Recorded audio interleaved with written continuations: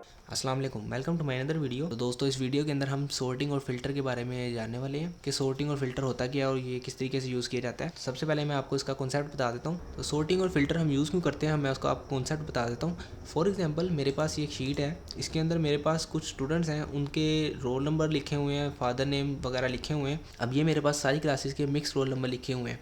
अब मुझे अगर कोई कह दे कि इसके अंदर से मुझे सेकेंड ईयर CIT जो ये लिखे हुए हैं ये अलहदा करके दो, तो मैं इसमें CIT वाले पहले बच्चे ढूंढना शुरू कर दूंगा कि CIT वाले किधर लिखे हुए हैं। तो ये देखें, यहाँ पे भी लिखे हुए हैं। तो मुझे ये सारे बच्चे अलग-अलग से ढूंढने पड़ेंगे। इसमें मिस्टेक भी मेरे से हो सकती है। अगर हमारे पास कोई ढूंढने वाला काम आ जाए तो हम उसे फ़िल्टर के थ्रू रिजोल्व करते हैं। तो मैं आपको करके दिखाता हूँ कैसे करते हैं। तो ये देखिए, यहाँ पे मेरे पास CIT के बच्चे हैं, तो इनको मैं चाहता हूँ कि मेरे पास एक ही जगह ये सारे बच्चे शो हों, इसके अलावा कोई बच्चा शो ना हो, ताकि मेरे पास गलती ना हो और मैं उन CIT वाले बच्चों को कॉपी करके आगे लिख सकता हूँ। किस तरीके से करूँगा, इसके लिए हम यहाँ पे फ़िल्टर यूज़ करते हैं। सबसे पहले हम इसे सिलेक्ट करते हैं, इसके ऊपर वाली रो को, जहाँ पे हमने फ़िल्टर लगाना है। इन सब के ऊपर मैं फ़िल्टर लगा देता हूँ। सबके ऊपर भी लगा सकता हूँ, अलहदा से क्लास के ऊपर भी लगा सकता हूँ, CNIC के ऊपर भी लगा सकता हूँ, फादर नेम पे भी लगा सकता हूँ, रोल नंबर पे भी लगा सकता हूँ। लेकिन मैं क्लास के ऊपर लगाता हूँ फ़िल्टर, क्योंकि क्लास वाइज मैं इजीली सॉर्ट आउट कर सकता हूँ बच्चे। तो क्लास के ऊपर मैं फ़िल्टर लगाऊंगा। फ़िल्टर की शॉर्टकट की होती है Ctrl+Shift+L। ये देखें, इसने सबके ऊपर फ़िल्टर लगा दिया, Ctrl+Shift+L किया मैंने। अब मैं इसके ऊपर से फ़िल्टर हटा देता हूँ। और फ़िल्टर हम एक और जगह से लगा सकते हैं। ये सॉर्ट एंड फ़िल्टर के ऑप्शन में दे रहा है, यहाँ पे ये फ़िल्टर के ऑप्शन में दे रहा है। तो पहले मैं इसको क्लास को सिलेक्ट कर लेता हूँ और यहाँ से भी मैं इसको फ़िल्टर लगा सकता हूँ। ये मेरे पास इसने सबके ऊपर फ़िल्टर लगा दिए।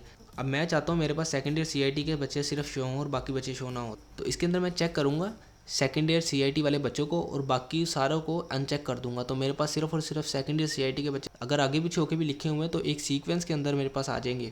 तो करके देखते हैं, क्लिक करेंगे। ये देखिए, मेरे पास यहाँ पे फ़िल्टर कर रहा है, मेरे पास यहाँ पे शो कर रहा है ये सारी क्लासेस।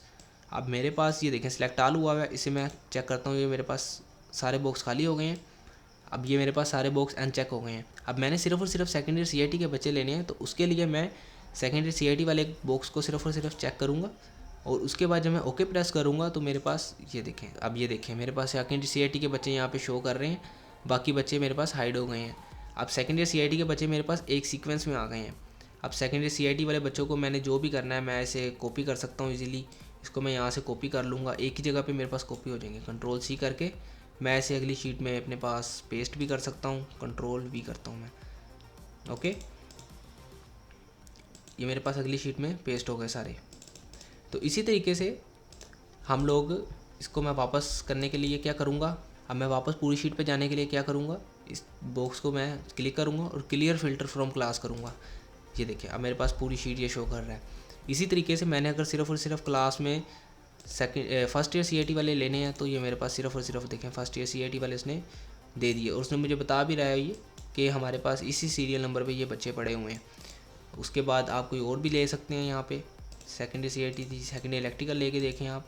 ये देखें, ये मुझे बता रहा है कि 224 ये सीरियल नंबर चल रही है इनकी, और ये बच्चे इस सीरियल नंबर पे पड़े हुए हैं। तो ये हम यहाँ से इजीली हम कोई भी डाटा बीच में से, हमारे पास डाटा अगर शफल हुआ हुआ है या डाटा हमारे पास रीअरेंज हुआ हुआ है, तो उसे हम अरेंज भी कर सकते हैं और हम उसे फ़िल्टर करके इजीली फाइंड भी कर सकते हैं। अब इसको मैं यहाँ पे सॉर्ट भी कर सकता हूँ। अब मैं इसके ऊपर से क्लियर करता हूँ। अब ये देखें, मुझे सॉर्टिंग के अंदर यहाँ पे ये ऑप्शन दे रहा है सॉर्ट स्मॉलेस्ट टू लार्जेस्ट। इसका मतलब क्या है कि मैं जब इस पर क्लिक करूँगा, अब ये मेरे पास एक सीक्वेंस में दे देगा छोटे से बड़े की तरफ। क्लिक करके देखते हैं, ये देखिए, अब ये मेरे पास बच्चे सारे छोटे से बड़े की तरफ जा रहे हैं। मतलब ऊपर रोल नंबर वो आएंगे जो छोटे हैं, उसके बाद मेरे पास देखें नीचे बड़े होते जा रहे हैं, ये 106। इसी तरीके से मैं इसको अगर डिसेंडिंग में करता हूँ कि लार्जेस्ट से स्मॉलर वैल्यू, क्लिक करके देखते हैं। ये देखें, इसने बता दिया कि 448 सबसे बड़ा सीरियल नंबर है, 447 उससे छोटा है। ये देखें, इसने मुझे इस ऑर्डर में अरेंज कर दी है। तो इस तरीके से हम सॉर्टिंग भी कर सकते हैं, फ़िल्टर भी लगा सकते हैं। तो फ़िल्टर हमें लगाने का फ़ायदा क्या होता है, फ़िल्टर लगाने से हमारा जो रीअरेंज डाटा होता है उसे हम एक जगह अरेंज कर सकते हैं, उसको हम मैनेज कर सकते हैं बड़ी आसानी से। हम कोई भी डाटा बीच में से निकाल सकते हैं फ़िल्टर लगा के कोई एक चीज़ पे। तो फ़िल्टर हमारे पास बहुत ज़्यादा इंपॉर्टेंट चीज़ है। जिस तरीके से हमारे पास वी लुकअप इंपॉर्टेंट है, इस तरीके से फ़िल्टर हमारे पास बहुत ज़्यादा इंपॉर्टेंट चीज़ है। ये है छोटी चीज़, लेकिन ये बहुत ज़्यादा इंपॉर्टेंट चीज़ है। हम कोई भी डाटा इजीली फ़िल्टर कर सकते हैं, उसे फिर कॉपी कर सकते हैं, जो भी वट एवर हमारा पर्पज़ है हम उसे उस पर्पज़ के लिए यूज़ कर सकते हैं। तो इस वीडियो में आपको मैंने फ़िल्टर के बारे में बताया कि फ़िल्टर किस तरीके से यूज़ किया जाता है। तो मिलते हैं फिर अगली वीडियो में। ओके, अल्लाह हाफ़िज़।